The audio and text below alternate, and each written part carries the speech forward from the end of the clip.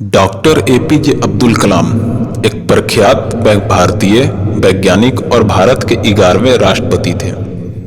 उन्होंने देश के कुछ सबसे महत्वपूर्ण संगठनों जैसे कि डीआरडीओ और इसरो में कार्य किया।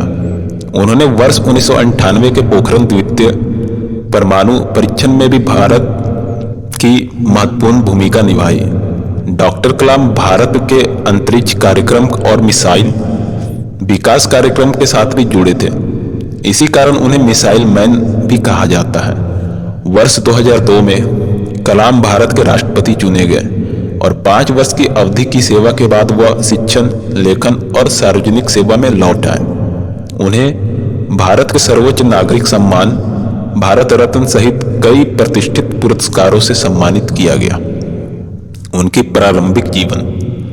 अबुल पाकिर जैनुअल अब्दीन अब्दुल कलाम का जन्म 15 अक्टूबर 1931 को तमिलनाडु के रामेश्वरम में एक मुसलमान परिवार में हुआ। उनके पिता जैनुअल अबिदीन एक नाविक थे और उनकी माता असी अम्मा एक गृहिणी थी। उनके परिवार की आर्थिक स्थिति ठीक नहीं थे, इसलिए उन्हें छोटी उम्र से ही काम करना पड़ा। अपने पिता की आर्थिक मदद के लिए बालक कलाम स्कूल के बाद समाचार पत्र वितरण का कार्य करते थे। अपने स्कूल के दिनों में कलाम पढ़ाई लिखाई में सामान्य थे, पर नई चीज सीखने के लिए हमेशा तत्पर और तैयार रहते थे। उनके अंदर सीखने की भूख थी और वह पढ़ाई घंटों ध्यान देते थे। उन्होंने अपनी स्कूल की पढ़ाई रामनाथपुरम मैट्रिकुलेशन स्कूल से पूरी की और उसके बाद तिरुचिरापल्ली के सेंट जोसेफ कॉलेज में दाखिल लिया, जहां से उन्होंने सन 1954 में भौतिक विज्ञान में स्नातक किया। उसके बाद वर्ष 1955 में वे मद्रास चले गए, जहां से उन्होंने एयर स्पेस इंजीनियरिंग की शिक्षा ग्रहण की। वर्ष 1960 में कलाम ने मद्रास इंस्टीट्यूट ऑफ टेक्नोलॉजी से इंजीनियरिंग की पढ़ाई पूरी की। उनकी career Madras institute of technology से इंजीनियरिंग की पढ़ाई पूरी करने के बाद कलाम ने रक्षा अनुसंधान और विकास संगठन यानी कि डीआरडीओ में वैज्ञानिक के तौर पर भर्ती हुए। कलाम ने अपने कैरियर की शुरुआत भारतीय सेना के लिए एक छोटे हेलीकॉप्टर का डिजाइन बनाकर किया।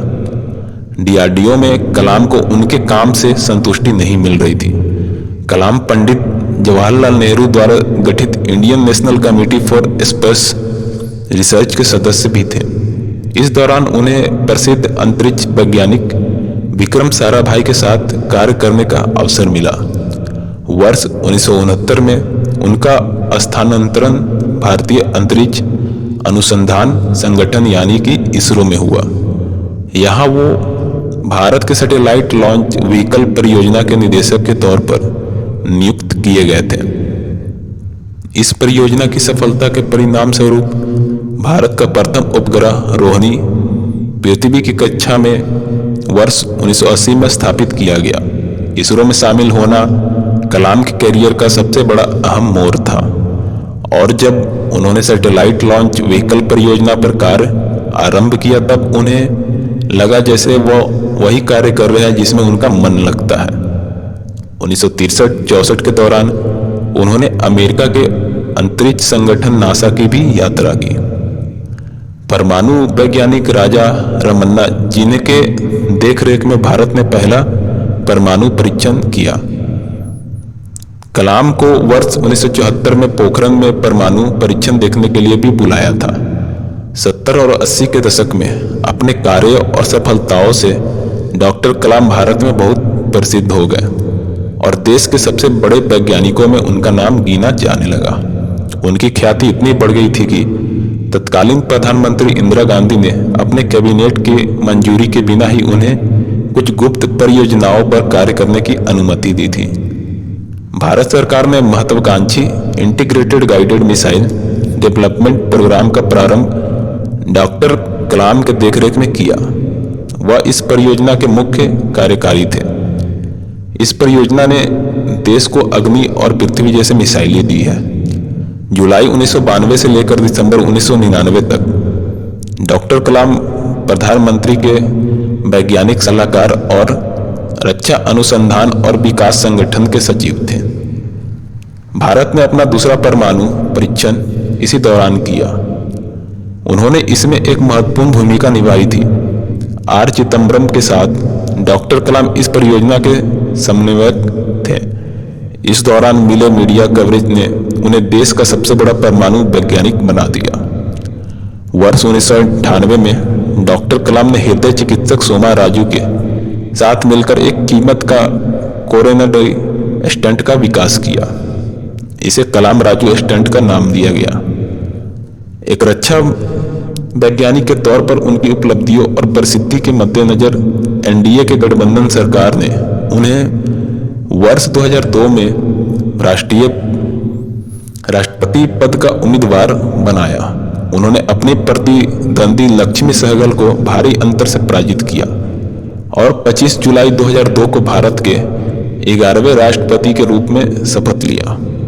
डॉक्टर कलाम देश के ऐसे तीसरे राष्ट्रपति थे जिन्हें राष्ट्रपति बनने से पहले ही भारत रत्न से नवाजा जा चुका था। इससे पहले डॉक्टर राधाकृष्णन और डॉक्टर जाकिर हुसैन को राष्ट्रपति बनने से पहले भारत रत्न से सम्मानित किया जा चुका था। उनके कार्यकाल के दौरान उन्हें जनता का राष्ट्रपति कहा गया। अपने कार्यकाल की समाप्ति पर उन्होंने दूसरे कार्यकाल की भी इच्छा जताई, पर राजनीतिक पार्टियों में एक राय की कमी होने के कारण उन्होंने यह विचार त्याग दिया। 12वें राष्ट्रपति प्रतिभा पाटिल के कार्यकाल के समाप्ति के समय एक बार फिर उनका नाम अगले संभावित राष्ट्रपति के रूप में चर्चा में था, परंतु आम सहमत नहीं होने के कारण उन्होंने अपनी उम्मीदवारी का विचार त्याग दिया। राष्ट्रपति पद से सेवा मुक्त होने के बाद डॉक्टर कलाम शिक्षण, लेखन, मार्गदर्शन और शोध जैसे कार्यों में व्यस्त रहे और भारतीय प्रबंधन संस्थान शिलोंग, भारतीय प्रबंधन संस्थान अहमदाबाद, भारतीय प्रबंधन संस्थान इंदौर जैसे संस्थानों से विजिटिंग प्रोफेसर के तौर पर जुड़े रहे। इसके अलावा वह भारतीय विज्ञान संस्थान बेंगलोर के fellow, Indian institute of space science and technology Thiruvananthapuram के चांसलर, अन्ना यूनिवर्सिटी चेन्नई में एरोस्पेस इंजीनियरिंग के प्रोफेसर भी रहे। उन्होंने आईआईटी हैदराबाद, बनारस हिंदू यूनिवर्सिटी और अन्ना यूनिवर्सिटी में सूचना प्रौद्योगिकी भी पढ़ाया था। कलाम हमेशा से देश के युवाओं और उनके भविष्य को बेहतर बनाने के बारे में बात करते थे। इसी संबंध में उन्होंने देश के युवाओं के लिए व्हाट कैन आई गिव पहल की शुरुआत भी की, जिसका उद्देश्य भ्रष्टाचार का सफाया है। देश के युवाओं में उनकी लोकप्रियता को देखते हुए उन्हें 2 बार 2003 और 2004 MTV youth icon of the year award के लिए मनोनीत भी किया गया था। वर्ष 2011 में प्रदर्शित हुई फिल्म आई एम कलाम उनके जीवन से प्रभावित है। शिक्षण के अलावा डॉक्टर कलाम ने कई पुस्तकें भी लिखी, जिनमें प्रमुख है India 2020, a vision for the new millennium, wings of fire, an autobiography, ignited minds, unleashing the power with in India, mission India, indomitable spirit आदि। देश और समाज के लिए किए गए उनके कार्यों के लिए डॉक्टर कलाम को अनेक पुरस्कारों से सम्मानित किया गया। लगभग 40 विश्वविद्यालयों ने उन्हें मानद डॉक्टरेट की उपाधि दी और भारत सरकार ने उन्हें पद्म भूषण, पद्म विभूषण और भारत के सबसे बड़े नागरिक सम्मान भारत रत्न से अलंकृत किया। उनकी मृत्यु 27 जुलाई 2015 को भारतीय प्रबंधन संस्थान शिलोंग में अध्यापन कार्य के दौरान उन्हें दिल का दौरा पड़ा, जिसके बाद करोड़ों लोगों के प्रिय और चहेते डॉक्टर अब्दुल कलाम परलोक सिधार गए। इस दुनिया में कुछ भी असंभव नहीं है। हम वह सब कर सकते हैं जो हम सोच सकते हैं, और हम वो सब सोच सकते हैं जो आज तक हमने नहीं सोचा।